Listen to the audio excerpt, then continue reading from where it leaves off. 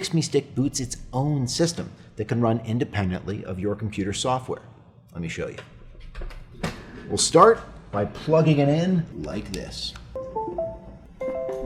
Now, it'll take a few seconds for your computer to find the FixMeStick. There it is. We will navigate over and fire up the application like so. The first thing it's going to ask us to do is to reboot our computer. The reason it's going to ask you to reboot the computer is so that the FixMeStick can run independently of your computer software. Very often they can go undetected if your antivirus software is working on the same drive that they are on. After that, we'll go ahead and follow the instructions. This is our friendly little fixer-upper.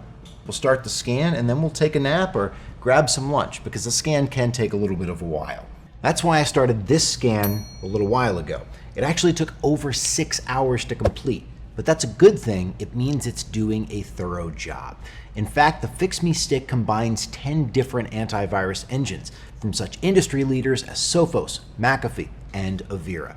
When it's all done, we'll click that clean computer button and no more viruses. Once your computer's cleaned, you'll find that it runs faster and more efficiently.